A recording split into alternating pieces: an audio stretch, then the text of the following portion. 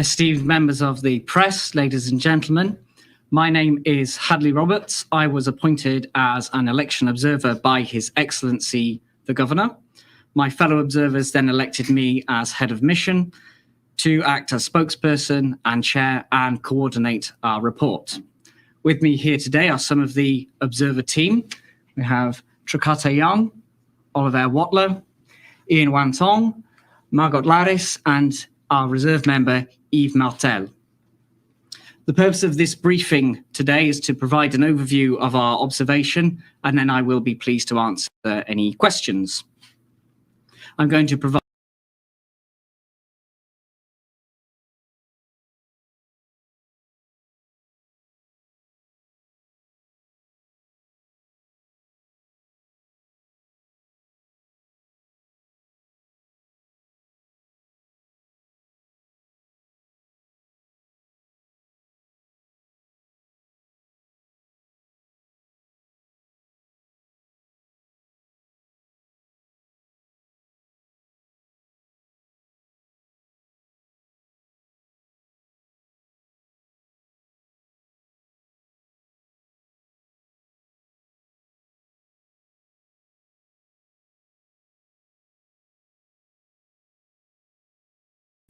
our efforts were focused on monitoring and evaluating the electoral process as a whole, and we did our best to leave no stone unturned. To our knowledge, this was the first time that a team of domestic election observers conducted such a thorough and comprehensive observation mission. Part of the reason for this is that it proved very difficult to organize a team of professional international election observers who have conducted a separate virtual observation mission. Under our terms of reference, we shared information with the relevant international observers. It should be highlighted, however, that we were totally independent and separate from them with different resources and priorities. Having followed the steps set out in our report, we've arrived at several observations and recommendations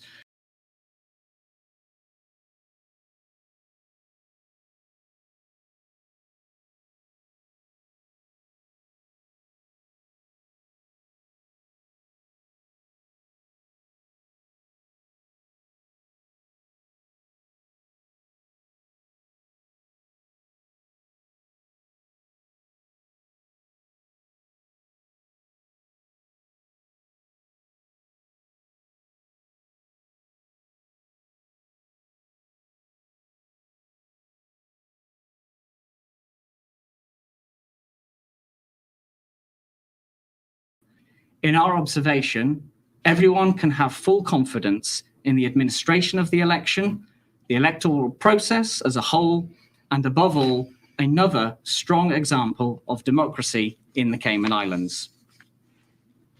Turning now to our observations on the election. We observed the entire electoral period from the 29th of March. This included mobile polling taking place on the 8th and 9th of April, and polling day on the 14th of April. I was present in the command center, and the other 8 observers were stationed in one district to observe the opening of the poll. They circulated around the districts during the day and then observed the close of poll and subsequent count. On the legal framework of the Revised Elections Act, in tandem with the Constitution and other relevant legislation, set out clear instructions for the entire electoral process, and in our opinion, was followed accurately and forcefully. Where we have made recommendations, we make them not in the light of any observed breaches, but in anticipation of future challenges that may emerge. On election administration, the Elections Office was completely transparent regarding timely access to all information that we requested, and at all times permitted observers to scrutinize election activities. They maintained excellent communication with us throughout the electoral period and welcomed our observation as an opportunity to demonstrate their competence. We commend the Elections Office as a whole, and Election Supervisor Wesley Howell in particular, for adapting to several difficult challenges with flexible and creative resolutions. These included preparing for an early election, managing deadlines around the Easter weekend, and above all, precautions and practices regarding the COVID-19 pandemic. We believe that the election regulations were applied fairly, uniformly, and equitably. On any irregularities, we did not identify or observe any illegal electoral activities by voters, parties, political competitors, the media, or the electoral authorities. We will not speculate on allegations made or any potential investigations. We did not identify or observe any attempts to influence a voter unlawfully, tamper with the vote or voting accessories, or interfere with an election official, and will not enter into speculation on such matters. On polling day, observers noted that all polling stations were clearly identifiable and easy to find. All polling stations opened and closed on time and maintained effective communication with the command centre. All polling stations were well equipped and had received all the necessary election materials to conduct voting. Observers found that polling staff had an excellent understanding of the relevant opening, voting, and closing procedures. Polling was carried out efficiently and transparently, highlighting the integrity of the process. We did not observe any requests for a recount, suggesting that those involved believed the counting process to be valid and accurate. Observers were pleased with the level of accessibility and the thought put into selecting locations accessible to elderly electors and electors with other physical impairments. Now, moving on to some of our recommendations. Having followed the steps set out in our report, which include following to the best of our ability international guidelines and interviewing a range of people involved in the electoral process, we have arrived at several observations and recommendations to improve Cayman's electoral process in the spirit of its democratic traditions. In the process of our observation and follow-up conversations, we observed a general appetite for improvement in several aspects of political life and the electoral process to keep the system up to date. To be clear, our recommendations are not intended to be prescriptive. We have attempted to identify the main issues and then present a few realistic options. A lot of our commentary is to acknowledge points made to us during the electoral process, but it will be up to the new Parliament to decide what action it wishes to take, if any. I will leave the more technical and logistical observations and recommendations to the details of the report. On voter secrecy, the secrecy of the vote was respected and secured in all the polling stations we observed, and the Elections Office made special efforts on their website and elsewhere to explain how an elector's vote is kept secret. Regarding the change in the law allowing postal and mobile votes to be mixed and counted with the rest of the polling day votes, the Elections Office fought for this amendment, which did improve the secrecy of the vote. We strongly commend this change. However, changes to election-related rules should generally not be made such a short time before polling day. Concerns persist over the serial numbers on the counterfoils and the ballot. We understand why these exist in the way that they do. However, we believe that the perceived advantage of having the serial numbers is outweighed by the real and perceived effects of these serial numbers on the secrecy of the vote. On data privacy, we recommend a careful analysis of all the personal data that is collected on electors and candidates, and any other persons involved in the elections process, to ensure compliance with the Data Protection Act. We emphasize the need to make sure that the personal data gathered is necessary for the relevant purpose, processed and publicized in a manner that is consistent with data protection principles, and that appropriate notice be given to all data subjects about the use of their personal data. Now, candidates on polling days. Candidates rarely, if at all, appeared to act in bad faith on polling day or during any polling. Having invested a great deal of time, money, and effort into the election, however, candidates frequently tested the limits of the no campaigning rules. Observers were concerned that some election candidates accompanied the mobile ballot boxes into the homes of vulnerable electors. The Elections Office rightly attempted to discourage this practice, but also rightly acknowledged that it was permitted under the law. Activities on polling day led us to recommend a few revisions to the ban on campaigning. These include prohibiting the candidate from the exclusion zone around polling stations unless it is to cast their own ballot. If this is implemented, all candidates should have a nominated person who acts as their official representative with the full authority of the candidate themselves. To compensate, candidates need to have greater freedom in selecting their agents. Overall, we recommend a clear framework that sets out the rights, responsibilities, and accreditation of candidates and their representatives on polling days. On politics and the political system. As a further update to the political system in Cayman, we recommend the creation of a body capable of dealing with complaints and disputes, as well as providing official guidelines on campaigning, the conduct of political organizations, and the role of the media in a way that does not extend to criminal offences. In the report, we have called this a political ombudsman to distinguish it from the local commissions, but it is up to the new Parliament to decide on its role and structure if it wishes to pursue this policy. On campaign financing, it is beyond our resources to recommend any specific financial structure, but it is clear that political financing is ready for comprehensive reform.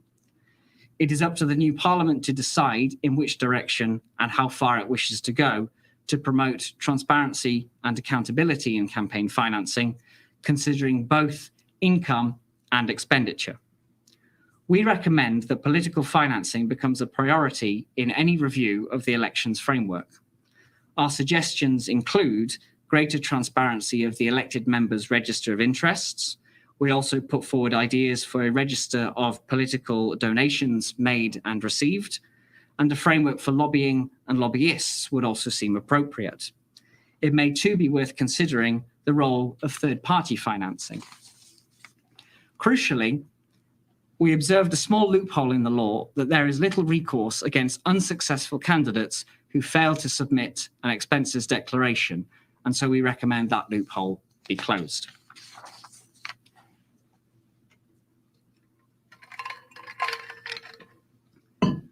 In conclusion, there are many reasons for the Cayman Islands to be very proud of its electoral process. Our observations have led us to a conclusion that the election was carried out to a very high standard. The Elections Office acted transparently and with integrity. Polling took place without interruption in a calm and safe atmosphere. Overall, we hope these observations further strengthen confidence in Cayman's electoral system. Before I hand it over to questions, on behalf of the entire Domestic Election Observer team, we'd like to thank His Excellency the Governor and his office for appointing us and respecting our independence throughout our observation. We'd also like to thank the Elections Office as a whole and Elections Supervisor Wesley Howell in particular for their cooperation and willingness to share information with us. Thank you also to Government Information Services for helping us to organise this press briefing, and of course to the technical staff behind the cameras you never see. And finally, thank you, esteemed members of the media, for covering our election, our observation throughout the process, and of course today. I hope our overview has been sufficiently complete, and I'd now like to invite your questions.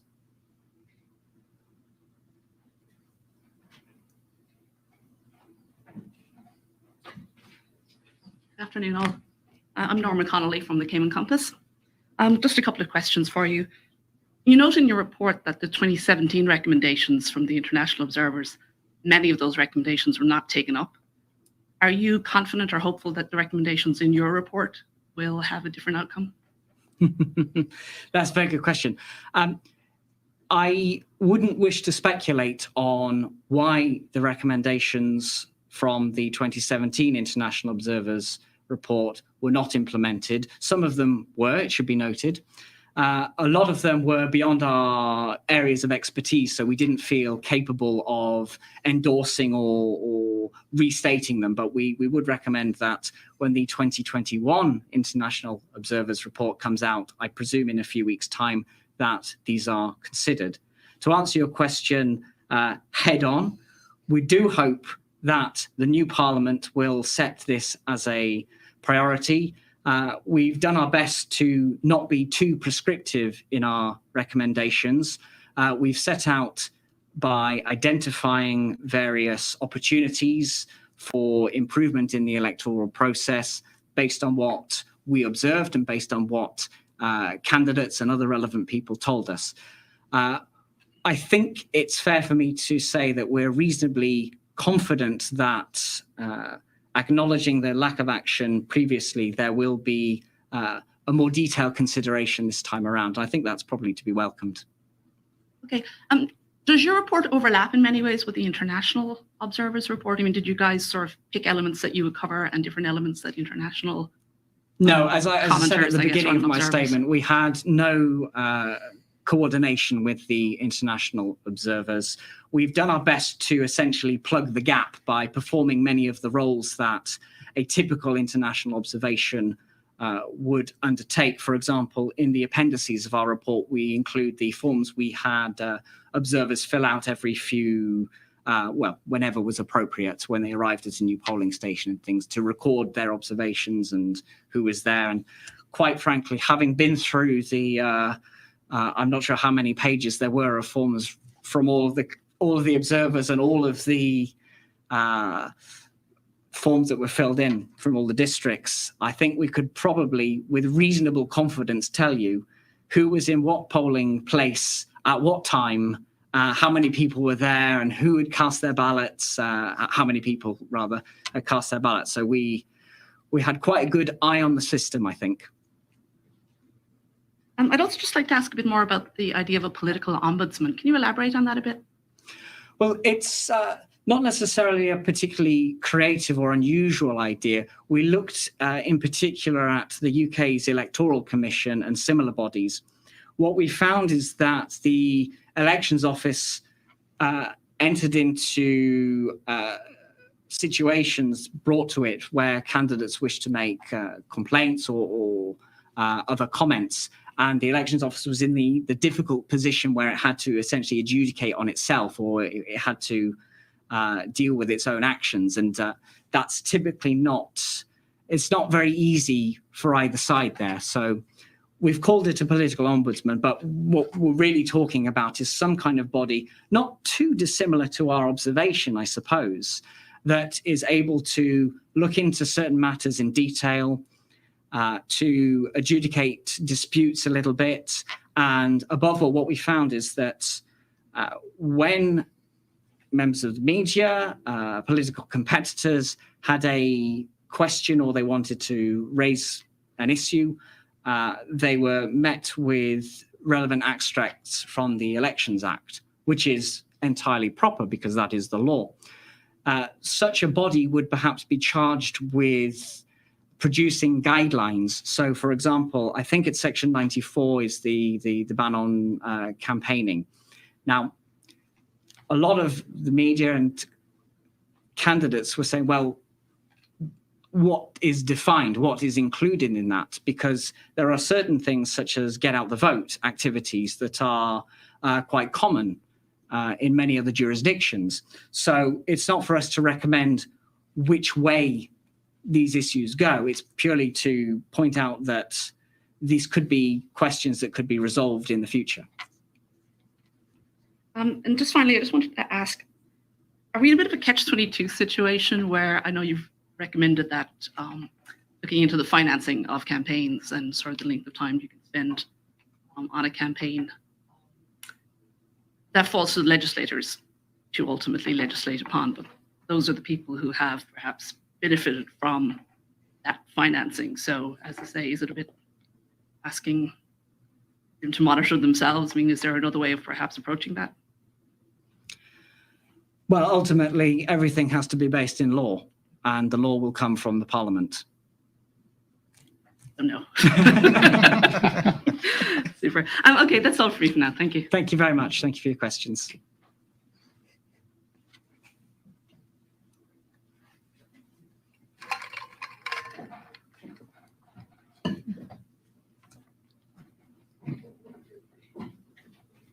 Good afternoon, everybody. Wendy from Cayman News Service. Actually, Norma did most of them, so I don't really have too much. I just want to follow up on what she was saying about the campaign financing.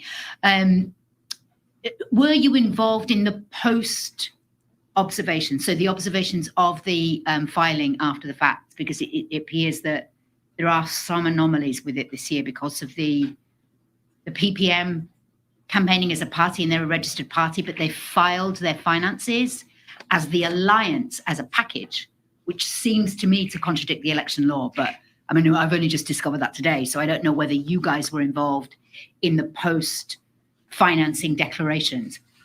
No, is the short answer. We weren't involved in assessing the way that the returns were brought in, and we didn't have time, essentially. We didn't have time and resources to look into that in any detail. It may possibly be beyond our accounting expertise as well. We did look at the summary that is available on the elections website. Election Supervisor Wesley Howell emailed me straight away on Saturday, just in case we needed to look at it.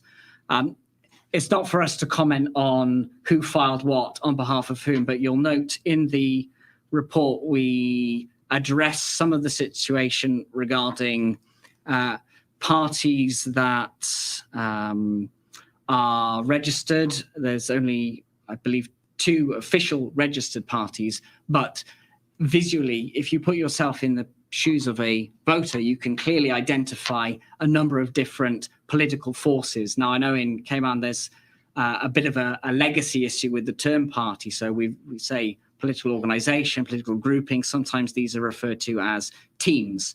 It is, again, I'm afraid, up to the new parliament what structure it wishes to implement. But we note that in the Elections Act, there are only a couple of sections beginning around section 2526, I believe, that deal with the registration of political parties. But there's no real framework for when a party should be registered or how these organizations are governed. So that's also something that I think is certainly worth looking and producing some guidelines for.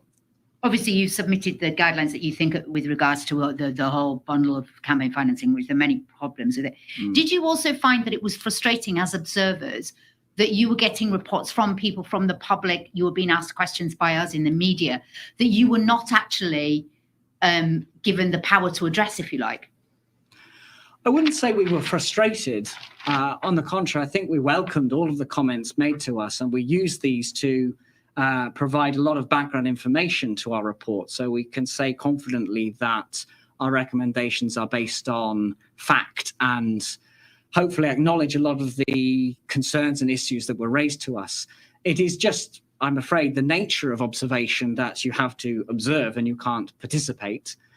So we weren't really frustrated in that respect. We did our best to explain our role as observers, and I believe that we have fulfilled that role appropriately and effectively. Final question. You raised the serial numbers, of which it has been an issue. Can you explain what you found challenging about the serial numbers, what your concerns are about those, about having serial numbers like that?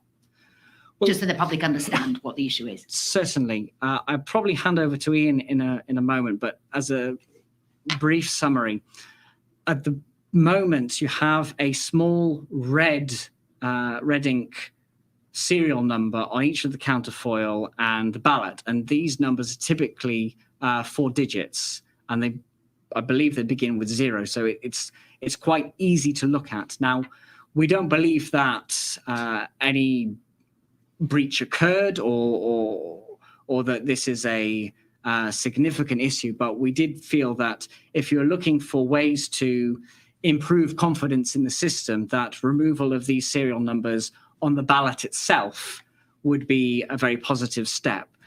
Ian, do you have anything to add on that?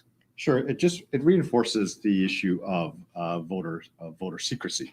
The secrecy of the ballot is critical, and on the back of the ballot there's a number, and the back of the counterfoil is a number, and the voter's own number is recorded on the counterfoil.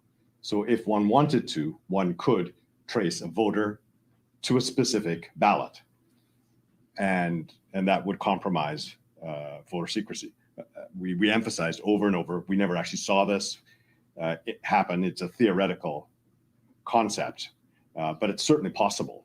And when we asked the supervisor of elections why this was the case, there was a good reason, to the extent that it would be there to facilitate or would be able to prove to a voter that his or her vote was in fact cast and counted.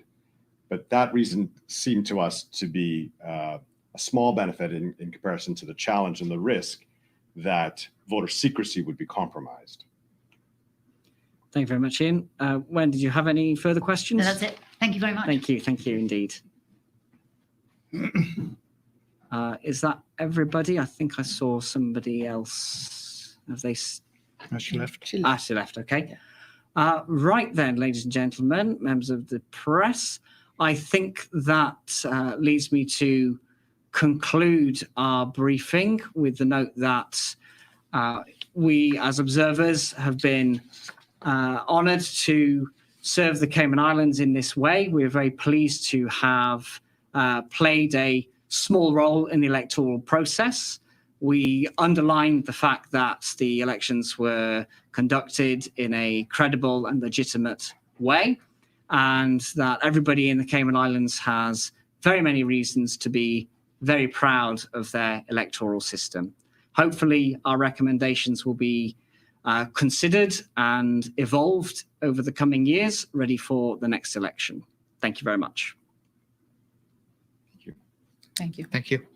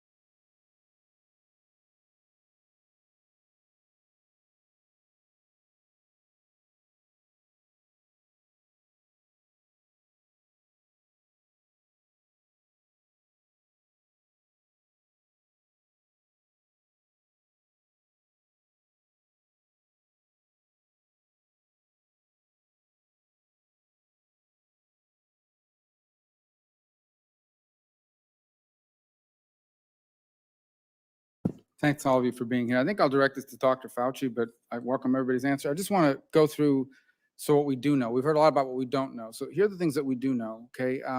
So SARS-1, we identified the host animal within 4 months. MERS, I believe we identified the host animal within 9 months. It's now been 15 and a half, 16 months. We've still not seen, and China's not produced any evidence of the host animal that transmitted COVID-19 to a human. We know that China has a history of lab accidents. I think, Dr. Fauci, you answered Senator Graham's question. I think he phrased it as, has there ever been a pandemic that came out of a laboratory? And the answer was no. But we do know of outbreaks that came out of a laboratory. I believe back in 2004, 2 researchers in Beijing were infected doing research on SARS and led to an outbreak. China has a history of lab accidents. This outbreak happened in a city that happened to be the home, coincidentally, of a lab which we know is involved in extensive research. And what they do is they take this naturally occurring virus and they manipulate it and they change it to make it infectious to humans. We know that they do that there. They've published about it. And it also happened in a city, in a lab, where a Rutgers biosecurity expert raised concerns about its safety. And our diplomats in 2018 were cabling back to Washington expressing concern about the safety. So I take all those facts together, right? SARS, we knew the host in 4 months. MERS, we knew the host in 9. We still don't know the host for COVID, even though, and China's not being transparent about it, even though they have a vested interest in producing the host, so they can put all those down. In a lab that we know is involved in changing viruses synthetically so that they become infectious for humans, in a lab that diplomats have told us is unsafe, and a country that had a history of lab leaks. And by the way, in a virus that we know can be synthetically created because the Swiss did it. The Swiss created an exact replica of this virus in the lab for purposes of answering it. All these facts were available to us last May, last April. Why? I'll start with Dr. Fauci. Why did you dismiss the lab leak theory as credible? I have always said that the high likelihood is that this is a natural occurrence. I didn't dismiss anything. I just said it's a high likelihood that this is a natural occurrence from the environment of an animal reservoir that we have not yet identified. Well, And I still maintain that. But as I just mentioned in response to other questions, that since you don't know 100% about that, because no one knows, including me, 100% what the origin is the reason why we're in favor of further investigation. well, given everything I've decided, and if anything I decided is incorrect, I hope it'll be correct that I'm relying, obviously it's not my field of study, so I'm relying on what other experts have published. What is the basis for this high likely, what is the basis for the conclusion that it is likelier to have been naturally occurring than a lab accident? I asked a specific question to the Director of National Intelligence, and how I posed it is it not true that it is the assessment that they are equally likely based on our information that we have? So as I outline all of these things here, is she wrong when she answered me yes? And based on everything I've just cited, what is it that we're basing the higher likelihood of naturally occurring? Is it simply because that's all we've ever seen in the past? Well, we have historical experience that happened with SARS-CoV-1. It happened with MERS. It happened with HIV. It happened with virtually all the influenza pandemics. So the historical basis for pandemics evolving naturally from an animal reservoir is extremely strong. And it's for that reason that we felt that something similar like this has a much higher likelihood. But again, getting back to what I said, and let me repeat so there's no lack of clarity in that, no one knows, not even I, 100% at this point, which is the reason why we are in favor of further investigation. But going back to precedent, the precedents require them to be similar. The difference between this one and that one is, and as I said, 4 months we knew the host for SARS, and 9 months we knew the host for MERS. China has all the incentive in the world to produce this host and hasn't done so. And then you add up all these other things. I mean, is it just a coincidence that happened in the city that's doing this kind of research, which by the way is controversial? I know you and others have been supportive of it, but it's controversial. It's not widely accepted as good. My whole point is there are people out there who had Facebook posts taken down, but called kooks, conspiracy theorists, for saying publicly a year ago what we now say may be possible. And I think those people deserve an apology at a minimum. Thank you.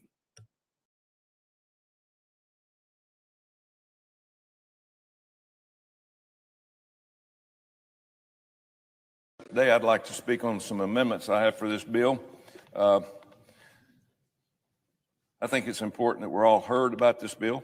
Everybody gets the opportunity to understand what we're doing here. I think the people back home in Alabama would really appreciate that.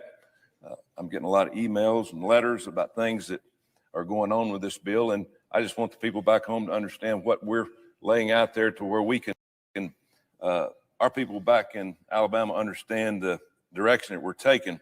You know, I spoke recently about how the president's skinny budget is disappointing and dangerous and a disservice to our men and women in uniform. You know, China actively seeks to outpace the United States military, and in some cases, they're succeeding. This isn't a 5 or 10-year problem. The threat is right now. It is no secret that the Chinese Communist Party, or the CCP, wants to replace the U.S. as the world's top power. The American people need to be aware of how the Chinese Communist Party is coming after us, not just with missiles and military might, but with plans to subdue the American spirit. A significant part of what has made the United States a global powerhouse is the strength and resilience of our private sector companies. Whether it is in the technology, healthcare, or energy sectors, American innovation is unrivaled. It's what made us the greatest economy in the history of the world. China's leaders know this, but rather than go head to head in an honest competition, they've settled for stealing our intellectual property. Chinese businesses, at the instruction of their government, lure American companies in. They offer cheap, very cheap labor. They promise an exchange of ideas, but they really want to steal our valuable intellectual property. China's strategy is to rob, replicate, and replace. China robs American companies of their intellectual property. They replicate our technology. They'll go after whatever they can to get their hands on wind turbines, airplane designs, underwater drones, chemicals, or artificial intelligent technology. According to the Department of Justice, between 2011 and 2018, more than 90% of the department's foreign economic espionage cases involved China. Their goal is to surpass the United States economy and gain a monopoly control over every major industry. We cannot allow them to succeed. Even more alarming is what China is doing from within our own universities. Confucius Institutes currently operate at 55 American colleges and universities. They actually serve as a beachhead for the Chinese government within America's research institutions. Often, just the presence of a Confucius Institute on campus will enable Chinese officials to stifle any criticism of Chinese government at that university. The institutes also allow Chinese government to harvest valuable data from research being conducted at our country's world-class institutions. I was also glad to see Alabama A&M, a public land-grant, historically Black university, make the decision to close their Confucius Institute just last month. The United States and the entire Western world have given China valuable concessions for decades. We gave China a seat at the table, thinking they would change, but they have played their hand ruthlessly. It's past time we recognize that despite all the good intentions, this strategy has failed, and failed miserably. The Chinese Communist Party has continually spied on its citizens, violently suppressed dissent, and systematically persecuted religious and ethnic minorities to the point of genocide. I sincerely hope President Biden will continue to build on the Trump administration's momentum in pushing back against China's aggressive rise.